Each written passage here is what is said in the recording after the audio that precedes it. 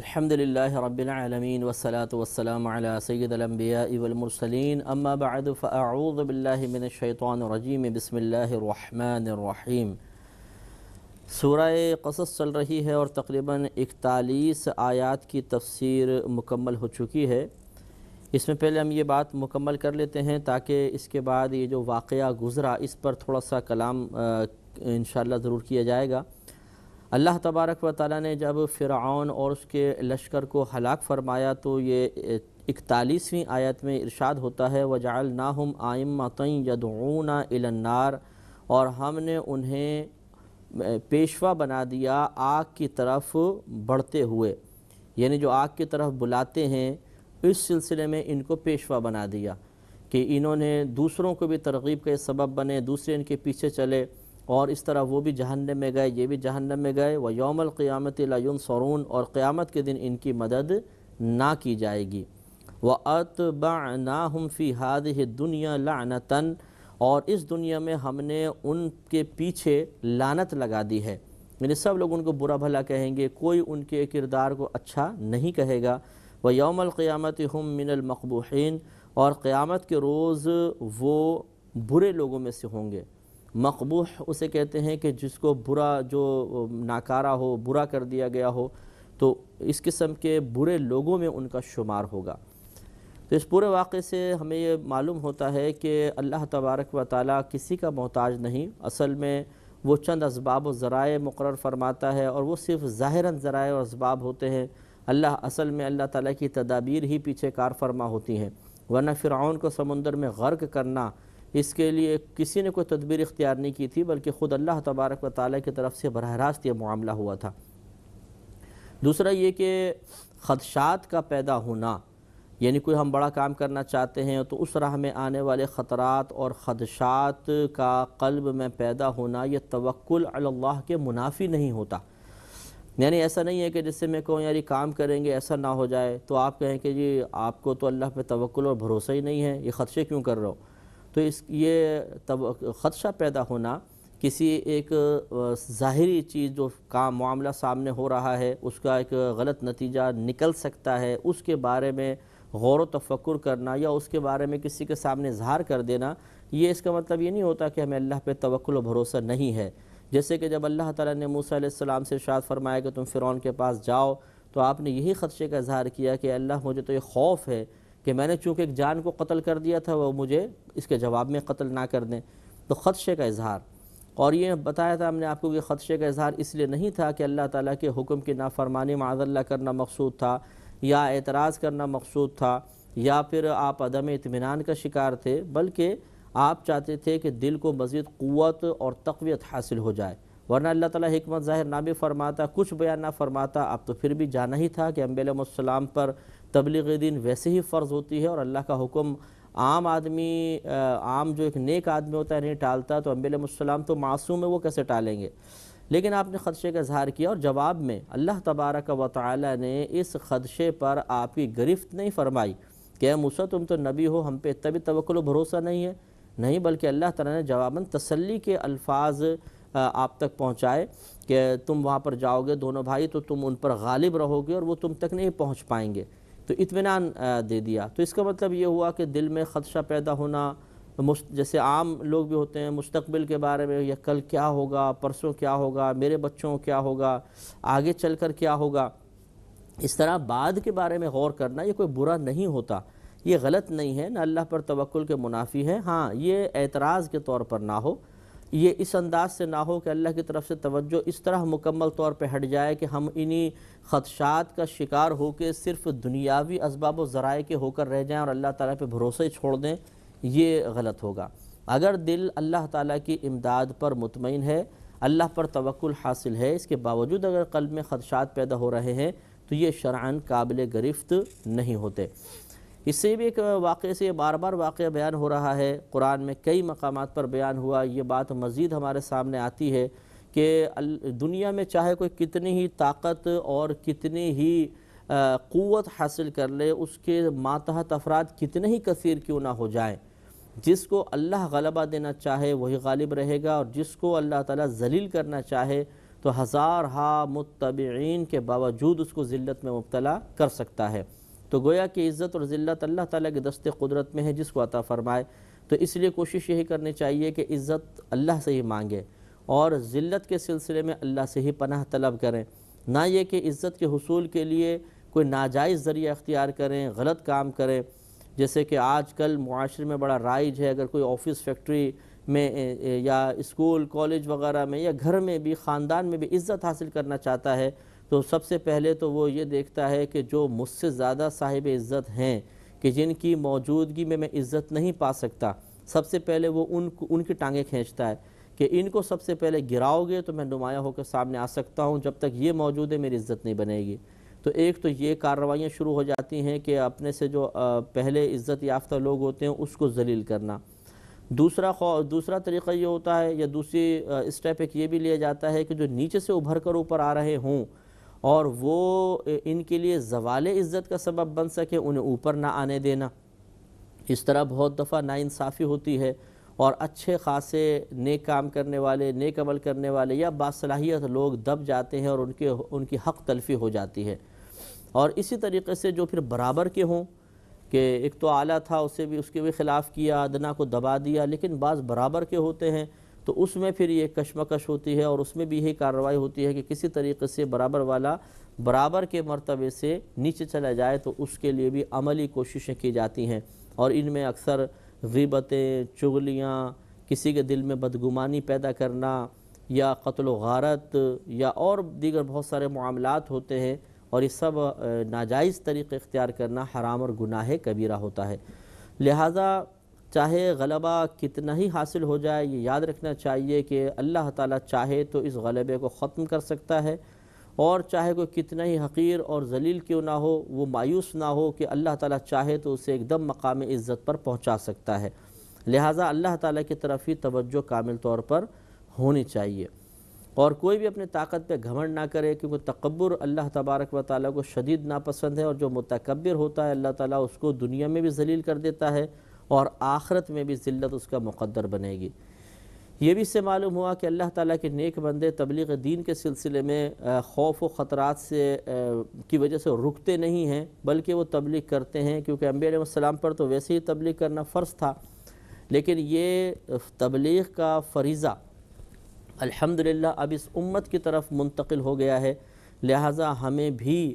دین کا کام کرنا چاہیے، کیونکہ اللہ تبارک و تعالی نے ہمیں اس کا مکلف بنا دیا ہے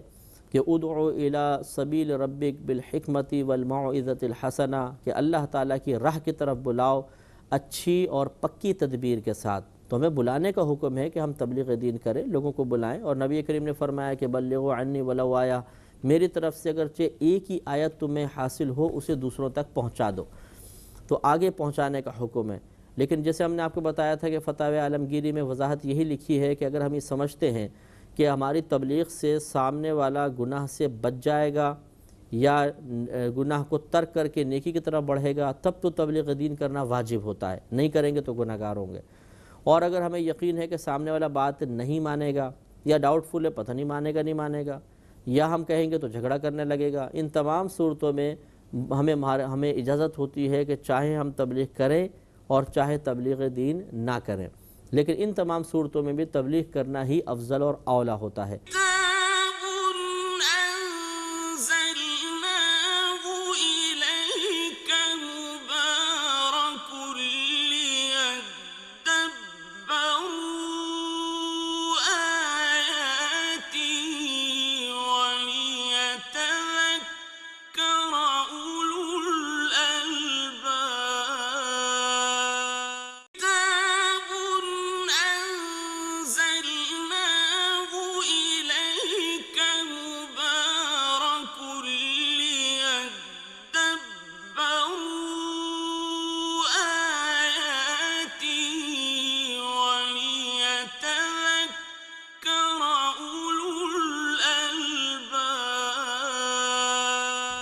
لہٰذا ہمیں بھی کوشش کرنی چاہیے کہ انبیاء علیہ السلام کے طریقے کو اختیار کریں کہ ان کی درجات کی بلندی کا ایک بہت بڑا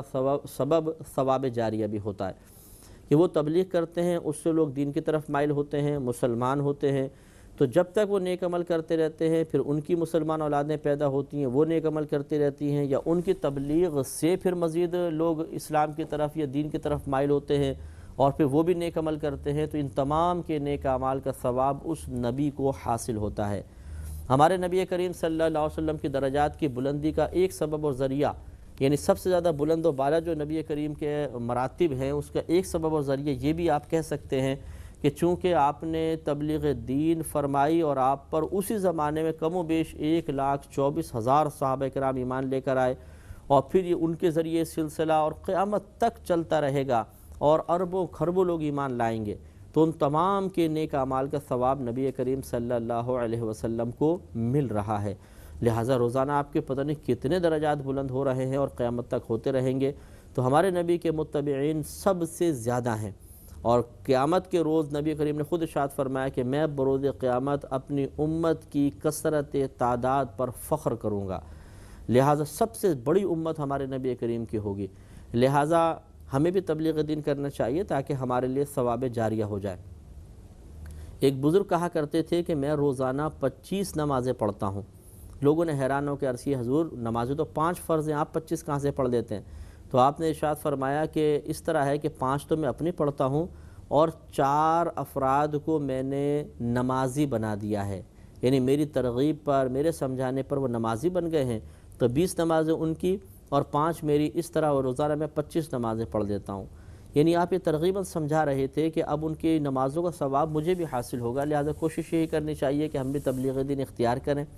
اپنی استطاعت کے مطابق لوگوں کو نیکی کی طرف بلائیں، برائی سے روکیں، تو انشاءاللہ بہت ہی برکات حاصل ہوں گے۔ لیکن جیسے کہ یہ بھی بہت ہی توجہ طلب بات ہے کہ موسیٰ علیہ السلام سے جب اللہ نے فرمایا کہ آپ جائیے، تو آپ نے عرض کی کہ میرے بھائی ہارون کو میرے ساتھ بھیج دیں، وہ مجھ سے زبان کے اعتبار سے زیادہ فصیح ہے، یعنی ان کی زبان ٹھیک چلتی ہے، میری زبان میں تھوڑی سی لکنت ہے، تو وہ زیادہ اچھے انداز سے ان کو پیغام پہنچائیں گے۔ اس سے معلوم یہ ہوا کہ اخلاص اپنے مقام پر، تبلیغ دین میں سادگی رکھنا یہ اپنے مقام پر، لیکن اگر کوئی تدبیر اختیار کرتا ہے اور احسن طریقے سے کرنے کی کوشش کرتا ہے تو یہ تو انبیاء علیہ السلام کا طریقہ ہے۔